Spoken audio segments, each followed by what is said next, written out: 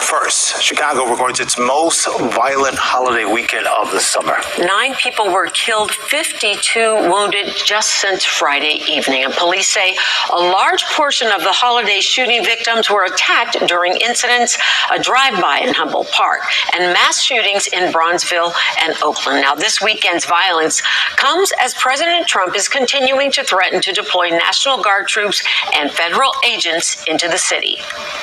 They were saying, please, please, please let the president send it. These were people from Chicago. Please, we need help. And Tia visited both Chicago's South and West Sides today to ask residents what they want. She joins us live from downtown with what she heard from many people. Tia? Well, Terrence and Sylvia, you know, it's a really easy point for political pundits to get in front of a microphone and say what they think about the National Guard coming to Chicago. We've heard a lot from them. We've heard from politicians. And in fact, we've heard from military veterans. The group that we haven't heard from are the residents, many of them living in some of these violent communities, what they think about the National Guard coming to town. And our first stop was on the west side, right in Garfield Park. They shouldn't have authority to try to police the world of the city because they don't know the rules and regulations of what officers do. My thing is we in war with ourselves or is the government in war with the citizens? So. Look in front of Marshall High School. There's nobody there. There's nobody here. Now, Garfield Park on Chicago's west side ranks second among communities with the most shootings this year. That's according to crime data. So far, 93 people have been shot in the area and 13 have died. Now, we spoke with 3 residents who all share, you heard it, a common view. The National Guard is not the solution. Some described it as a temporary fix to a much deeper problem. Meanwhile, 14 miles away in Chicago's Woodlawn neighborhood, that's on the south side, we interviewed 2 women from different generations. And despite the age gap, their opinions align. Both questioned the need for troops. One of them said Chicago is not nearly as bad as some other cities and expressed concern that the city might be used as a political pawn. President or whoever is sending this off to us or deploying these National Guards here, I'm not sure if that's such a good idea. We need to have more policing in these areas where they're doing these crimes, and that's all to it, and it shouldn't just be downtown. The National Guard will only be a temporary solution to an ever-lasting problem, because even if you get National Guard here, sure, crime will go down, but I don't think that it will get to the root of the problem. It'll slap a Band-Aid on. There's a lot of reasons why there's a lot of crime that goes on, like throughout Chicago and even surrounding neighborhoods. Some people have a lack of resources. Maybe they were not raised in the right houses, and with bringing National Guard here, all that's going to do is instill fear. Now, keep in mind, we did just interview a very small part of Chicago's population, but when you look at numbers, because numbers don't lie, you can see that Chicago does have issues with violence, but it is not the most violent city in America, especially when you look at FBI crime reports. In fact, cities like St. Louis, Baltimore, and Detroit, they actually top the list when it comes to per capita homicides. Live in downtown Chicago, Tia Ewing, Fox 32, Chicago. All right, shalom, shalom. All right, before I get started, I want to give all praise and honor and glory unto Yahweh, Bashem, Yahweh Shai, Bashem Rakah HaKodash. All right, double honors to our apostles and elders of Great Millstone, Shalom, Wakasah, Laha Bakyar, which means peace and mercy to the elect, throughout the 4 corners, wherever you may be. I'm the brother Amar from the branch of GMS Cleveland. Come back at you with another video. Lord willing to be edifying. And just want to speak on that news clip that you just seen. All right, and there's a few points that was being made. All right, one of those points were being made by Jake. He asked, I pretty much was posing the question. I asked the question. He said, "Is the government at war with its citizens?" And the answer to that is yes. All right, the government is at war with the citizens, especially the Israelites, man. All right. Matter of fact, before I even get to the scriptures I had lined up, let me get this, man. All right. At the light, turn left onto Crater Avenue, then turn left onto Garden View Drive. All right, it's the book of Psalms, chapter 83:1. It says a song or psalm of David. It's like a song or psalm of Asaph. Keep not thou silence, O Yahweh. Hold not thy peace, and be not still, O Yahweh. For lo, thy enemies make a tumult. It says, and they that hate thee have lifted up the head, have taken crafty counsel against thy people, and consulted against thy hidden ones, man. That crafty counsel that they take is what they're pretty much dealing with their legislation, their plans on what they plan on doing to you Israelites predominantly. All right, of course, you're going to have some of their own people and some of these other heathens get caught in the midst. All right, but nonetheless, man, make no mistake, the goal is to cast down and to destroy you Israelites, man. That's why we keep speaking about it, and we got to keep bringing it up, man, because the points have to keep coming out, which are the facts. During these ice raids and things of that nature, you had them predominantly swarming on Jake. All right, it was talking about deporting a lot of Latinos, and then they even came from some Southern Kingdom like Benjamin and Levi, and there was even talks, all right, of getting some of you Negroes, you Judites. But nonetheless, man, you have to ask yourself why they're targeting us, man, because of what I just read, man, and plenty of other scriptures brothers be going to, man. All right, and it says they have taken crafty counsel against thy people and consulted against thy hidden ones. The hidden ones are who? You tribes that descend from Jacob. All right, the reason why you're hidden is because the information, our heritage, our true heritage, that is been hidden from us, man, and we've been hidden from the world of who God's chosen people really are. All right. It says they have said, come and let us cut them off from being a nation, that the name of Israel may be no more in remembrance. And this is the mindset of these devils. This is the mindset of Esau Edom, man. He wants to cut you Jakes off, man. He has a perpetual hatred for you Israelites, man, and it shows on a daily basis, man. So that's the answer to that Jake question, man. Yes, the government is at war with you, man. The government is funded and ran, all right, by Edomites predominantly. All right, this whole society that we live in is governed by the devil. All right, do you have heathens that are in rulership positions? Of course, but for the most part, I just say Job 9:24, man. The earth is given to the hand of the wicked, man. All right, this man that's in rulership, he's out to get you, and you Israelites, you're gonna find out very soon, man. This man is surrounding you, you tribes, and these heavily dense populations with Israelites in them, and he's going to make that move, man. Everything is pretty much being put out there, all right, to terrorize you Jakes, man. You're going to see real soon, man. They're starting with Chicago, all right. Or not, they're starting with these major cities that have heavy Jake populations in them, man. You gotta ask yourself, why is that, man? Like, and then at the end of the video, that Israelite woman, she said a good point, man. She said there's other the news anchor woman. She said these are the facts, man. There's other cities, all right, which even though the city that she named predominantly Jake as well, but why they starting with Chicago, man? There's other cities that are messed up as well, but it's something about Chicago that they want to start with, man. All right, this is for they have consulted. It says for they have consulted. Slovakia. It says for they have consulted with one consent.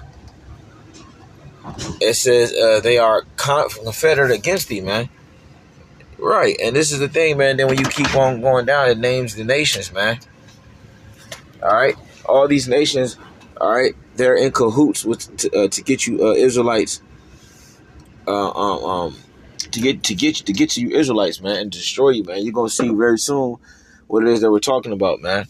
All right, so let me get this, man. So it was something too I was gonna say, because we brothers, we had a pretty much unity camp, if you will. All right, but it was a Midwest gathering, that the elders held. They always hold in Chicago, not always, but they've been holding in Chicago for I guess a couple years now. But we went to a few of them ourselves. But nonetheless, we just came back from this weekend, Labor Day weekend, and what Elder Malcolm was speaking about. He said these times we're about to get into some very, very serious times, man. And they said Esau gonna come for us, man. All right.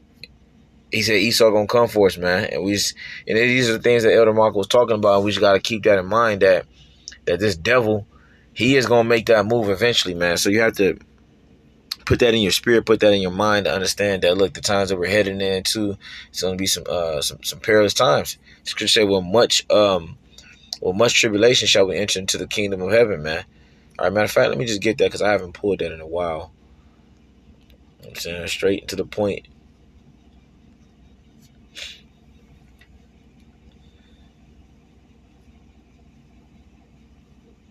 This is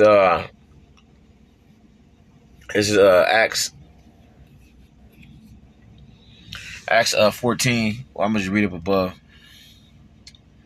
It says Acts 14:20. Howbeit, as the disciples stood round about him, he rose up and came into the city.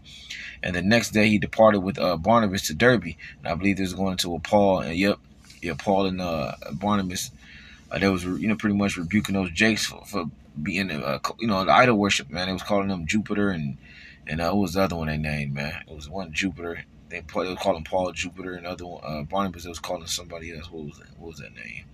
Yeah, verse 12. It says, and they called Barnabas Jupiter and Paul Mercurius because he was the chief speaker. So once again, this is Jake showing that idol worship, man. So that pretty much when you read through this chapter, Paul and Barnabas was rebuking them for that. All right, so fast forward down to the verse I'm at right here. All right, it says, and when they had preached the gospel to the city and had taught many, they returned again to Lystra. It says into Iconium and Antioch, and then it says, verse 22, confirming the souls of the disciples and exhorting them to continue in the faith, and that we must through much tribulation enter into the kingdom of heaven. And this is the time, kingdom of Yahweh, Slakia. And these are the times that we're approaching, man. All right. We're going to enter into the kingdom of Yahweh Bashem Yahshua, the kingdom of heaven. We're going to receive that, but it's going to be through much tribulation. The Lord is not just going to let us stroll in the kingdom of heaven, man. All right. It's going to be a very tight, straight, narrow path that we're going to have to walk on. All right. It's going to be a lot of things that are going to take place and transpire, and also there's going to be a lot of miracles, a lot of wonderful things is going to be happening. But the Lord is going to make it to where we're going to lean on Him even that much more, man. All right, so just want to get that. Let me go here and close it out. So like I said, just hey man, that Chicago, it ain't gonna just stop there. Trump already mentioned they want to spread it out, bring the troops, ICE, and all this other stuff to 19 other states, and they're just gonna keep expanding until they get all of them. So that being said, this is the mind frame we have to be in, man. So this is Hebrews chapter 10, verse 22. It says, "Let us draw near with a full heart, and full assurance of faith." We have to draw near to Yahweh Shem Yahshua, and the brothers are with that full assurance and full assurance of faith, man. We cannot waver. All right, we look at the Lord want us to have, these predicaments that we get caught in, where we have to get beheaded or unfortunately get unalived for the name of Yahweh Shem Yahshua, and so be it, man. Remember with the disciples, their spirit that was in, man. When you read the book of Acts, man, they were happy that they were beaten for the name of the Lord, man. So it's gonna come down to our faith and come down to Yahweh Shem Yahshua ultimately dealing with us, man, giving us that spirit to overcome. All right. It says having our hearts sprinkled from an evil conscience and our bodies washed with pure water. It says and that pure water was this word. 23, it says, "Let us hold fast the profession of our faith without wavering. You see, it's without wavering, man. What's the profession of our faith? Teaching His word, this ministry, man. Being grounded, being rooted in what it is, than what we were taught. It says, "For He is faithful that promised," man. The Lord promised us that He gonna give us eternal life, that He gonna grant us immortality. That the ones that stood stiffly, He gonna give us those crowns, man. All right. He gonna make us ruler. To the ones overcome, He gonna have us rulers over cities, man. This is what the Lord promised, man. So this is what it's gonna be, man. All right. To hell with this place, to hell with Esau, to hell with these heathens, and to hell with 2/3 of our people, man. They don't want to get it. All right. Not if they don't want to get it, but the ones that are against Yahweh Shem shot 2/3 of our people, that is. But to hell with these heathens, that's even helping Esau Edom for his wicked agenda. It says, verse 24, "And let us consider one another to provoke unto love and to good works." And that's what you do, man. You see your brother getting weak, man. Hey, man, help build him up. You feel me? Help build him up, man. All right, provoke him to good works, man. Hey, man, I'll continue, bro. Hey, man, shake that shit off, bro. You know what I'm saying? Do what you got to do, man. You know what I'm saying? Continue to believe, have faith in the Lord. Repent. You know what I mean? If you've done something, that is affecting your spirit and affecting your conscience.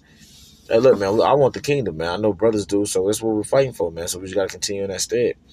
It's verse 25, not forsaking the assembly of ourselves together as the manner of some is, but exhorting one another, and so much the more as you see the day approaching, man. So that's the spirit that, if you are a true believer of Yahweh Shem Shai, you should be in that spirit. You should be exhorting your brother and reminding him that, look, man, the kingdom is on its way. Just hold on, man. And it says, and so much the more as you see the day approaching, man. So the more and more we see the day approaching, man, hey, man, continue to exhort one another and just continue to, ride that wave, man. Leave this kingdom and whatever it is that it's about. Just, leave it, man. And I ain't talking about physically. Don't get up and hop on a damn plane. I'm just talking about spiritually, man, mentally. It's over with, man. Only thing you should be looking forward to, man, is camp. You know what I'm saying? And, linking with brothers when you can, doing the work, of course. And shit, man, and the next day, closer to the kingdom, man. That's what your mindset should be, man. It shouldn't be on the next, don't get me wrong. There's folly that brothers do, activities and shit like that we into, but nonetheless, man, it's the hell with all that shit, man. I want the kingdom. All right. So with that, I'm gonna say shalom.